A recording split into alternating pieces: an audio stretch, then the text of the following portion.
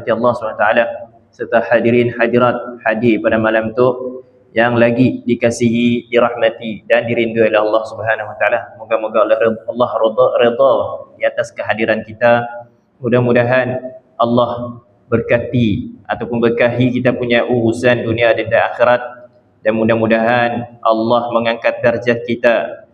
Angkat darjat kita disebabkan kita mengutamakan, yakni melazimi untuk solat berjamaah di masjid, di tempat di mana azan dilaungkan, dan mendapat saf yang terawal dan angkat takbir bersama imam. Hadirin dirahmati Allah SWT, fadilat kita solat berjamaah selama 40 hari kita takbiratul ihram bersama imam, maka banyak kelebihannya. Kelebihannya salah satunya adalah kita cepat mendapat syafaat, kita cepat mendapat rahmat, kita cepat mendapat pengampunan, dan juga kita terhindar daripada sifat-sifat munafik. Sifat-sifat munafik, bukan jadi munafik. Kita masing-masing mempunyai dua sisi. Setiap manusia tu lumrahnya lah, hidupnya memang ada dua sisi. Hidupnya di belakang lain, di depannya lain, memang si dinafikan. Namun untuk lumrah yang biasa, tu cuma hanya sekadar sifat. Jangan diturutkan. Kalau diturutkan benar sifatnya, maka betul-betul lah kita menjadi seorang munafik. Nifaq tu kalau sudut istilahnya adalah hanya menzahirkan keimanan, dalam hatinya menampakkan kekufuran. Namanya munafik yang sebenar-benarnya. Nampak di depan kita adalah orang yang paling taat, orang yang menerima apa-apa ketaatan yang Allah beri. Namun jauh di hatinya, di belakangnya menolak, menafikan segala perintah Allah. Munafik yang sebenarlah, munafik yang hakiki, senang dikenal pasti. Zaman dulu, zamannya Nabi SAW, senang dikenal pasti bahawa orang-orang munafik tu cuma dapat dikesan dengan melalui solat berjamaah saja, terutamanya pada solat subuh dan isyak. Dikarenakan waktu gelap.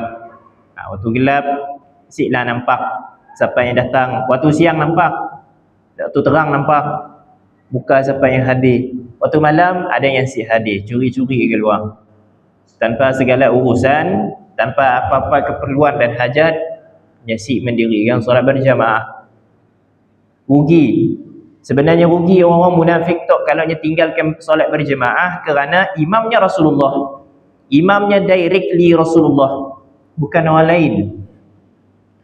Bahkan sampai kan Rasulullah kecam kepada orang yang mendirikan solat berjemaah dengan ancaman baginda akan tunuk rumahnya.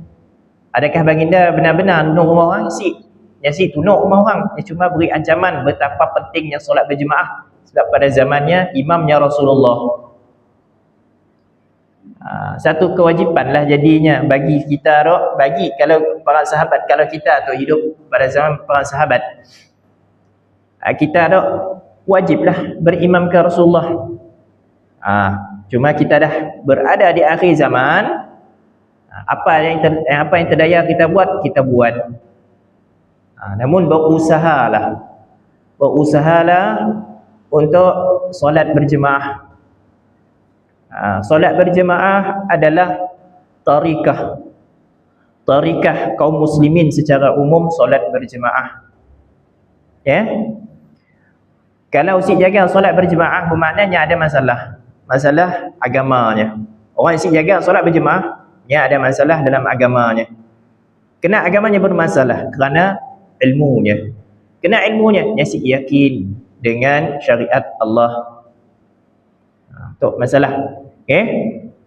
Maka kalau nak solat berjemaah tu kena hadir datang, kena usaha dapat selalu datang sekali, sewaktu sehari sekali boleh, tak ada masalah, pun dikira sebagai orang yang melazimi solat berjemaah. Datang seminggu sekali saya dah hal juga. Solat Jumaat dia datang mukanya pun saya dah hal juga. Yang pentingnya ada solat berjemaah. Tapi usahakan datang berkali-kali sampai pas 5 waktu untuk hadir berjemaah di masjid. Tak ada masalah ya. Tinggal mau dan si mau saja. Hendak 1000 daya, tak mau 1000 dalih. Ayat pepatah yang berkesan pada zaman sekarang. Kena orang sibuk berjemaah ke masjid. Ni ada dua sisi. Ada dua sisi juga. Sama ada dari orangnya sendiri ataupun dari orang yang berada di masjid. Dua-dua ada masalah. Kena dia sibuk datang masjid dan kena kita tak persoal kena si datang masjid. Dua-dua bermasalah. Kita yang selalu datang masjid jangan persoal. Kita cari masalah, kita cari penyelesaian. Sama-sama lah datang ke masjid. Titiknya apa? Cari titik persamaan. Cari titik yang boleh mencapai apa Ramadan tadi, persepakatan kita supaya sama-sama berjemaah. Orang yang malu ataupun segan nak datang masjid, yang kena pecah bentengnya, yang kena pecah rasa malu, yang kena motivasi dirinya, datanglah masjid. Datang masjid itu perkara asas dalam agama. Bukannya datang masjid terus jadi wali, bukan datang masjid terus jadi soleh. Kalau nunggu nak diri jadi orang soleh, tak bawa datang masjid, sampai bila saya datang masjid? Kan? Macam ni aja kita yang berada di masjid, sampai bila pun kita kekal macam tu. Kita kekal berada dalam keadaan makam kedudukan kita yang sama roja. Bila mana kita datang masjid tapi si ada pengisian, si ada makanan, si ada hidangan untuk roh dan akal kita. Masjid yang dihadiri lazim dengan majlis ilmu. Masjid yang lebih afdal berbanding masjid yang kita datang sekadar nanggap baca Quran aja.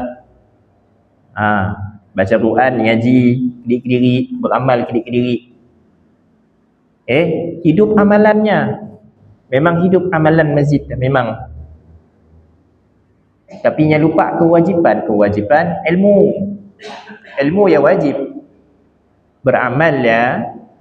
Kalau beramal si ada ilmu, si ada guna lah. Bukannya si ada guna kerana kita nak condemn si guna beramal si ada ilmu. Rugi je. Bukan si guna tapi rugi beramal tapi si tahu apa fadilatnya. Penat je kita beramal. Beramal banyak. Solat sunat si tinggal, tasbih zikir si tinggal, baca Quran si tinggal. Namun perkara asas dalam ilmu yang si dikuasai, datang orang, ada orang datang.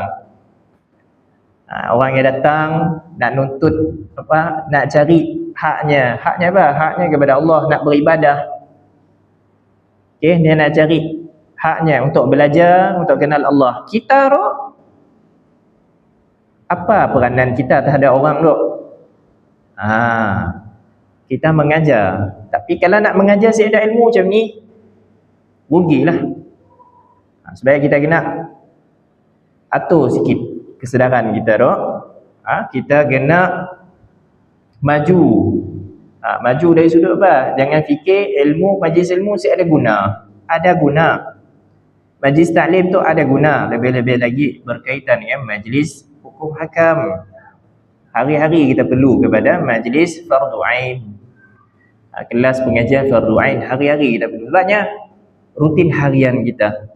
Soal sah ataupun sah ibadat kita.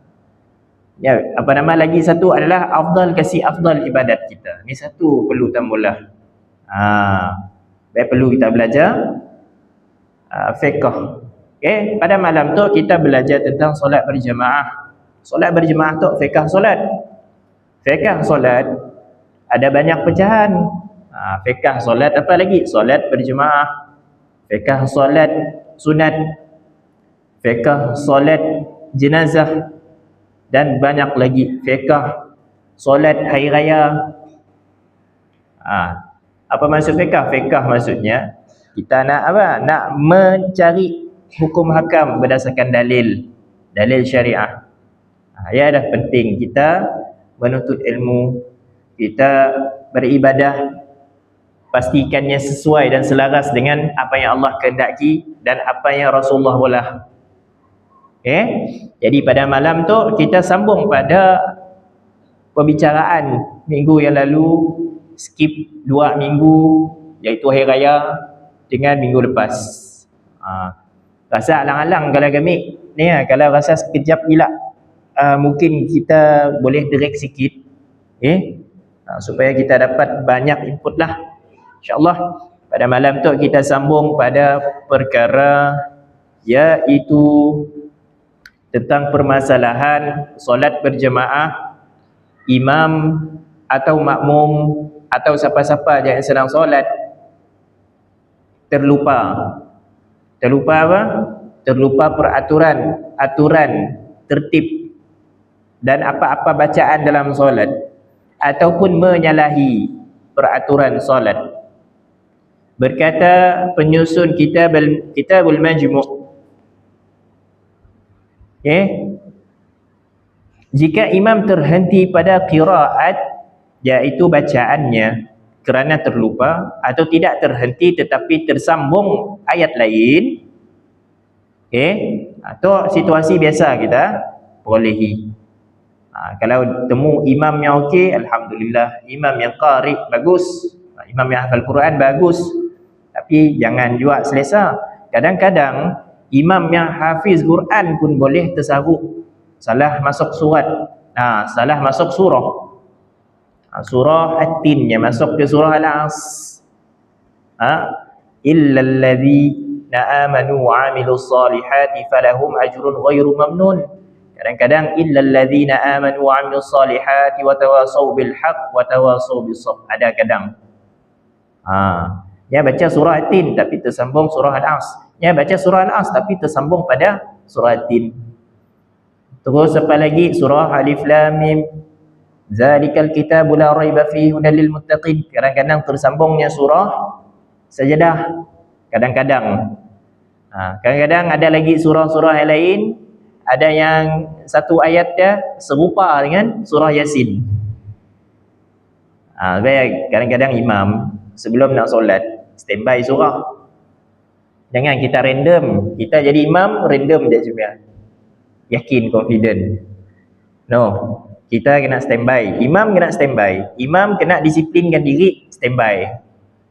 Supaya salah satu cara yang selamat diajarkan oleh Imam Abdullah bin Ali al-Haddad, dia letak jadual. Dia letak jadual mengikut dalil-dalil yang dikeluarkan oleh para ulama. Surah hari Jumaat contohnya, surah apa? Subuh, surah apa? Rakaat pertama surah apa? Subuh rakaat yang kedua dia surah apa? Untuk hari Jumaat aja. Kemudian solat Jumaat, rakaat pertama surah apa? Rakaat kedua surah apa? Dekat Fatihah. Kemudian masuk Asar, surah apa? Semua disusun. Imam kena buat macam tu, supaya nya standby. Supaya apa dibacanya? Dibaca dalam keadaan itqan, bukan dalam keadaannya random nak baca. Fikir dah Fatihah, tamatnya fikir nak baca surah apa tu. Kayak tinggalkan gap lama gila. Maka menjadi kosonglah keadaan solat tegak. Kemudian maka kalau berlaku peristiwa tu, kalau berlaku situasi macam tu, imam terhenti tak sambung ataupun tersangkut pada beberapa perkataan, beberapa kalimah. Tabbat yada abi lahab wa tab seorang lah tukang sambung, sabar. Orang yang hampir dengan imam, orang yang jauh dengan imam boleh ke? Boleh, saya ada masalah. Boleh juga, saya ada masalah. Namun keadaan macam tu si nyaman juga. Sebab adabnya adalah orang yang dekat. Adabnya adalah orang yang paling dekat. Kita sentuh bab adab dalam solat berjemaah, bukan bab boleh atau kursi. Boleh aja. Boleh aja orang jauh, atau orang nak bujung saf sekali, nak ke belakang sekali, tolong sambungkan ataupun betulkan bacaan imam. Boleh, saya tak masalah. Namun adab solat sikanlah dia nak nerais kat belakang. Maka sebab orang-orang di belakang imam tu pun kena standby. Jangan kata imam je perlu standby, makmum keseluruhannya terutama sekali yang belakang dan hampir-hampir dengan imam kena siap siaga, kena standby. Jangan selesa.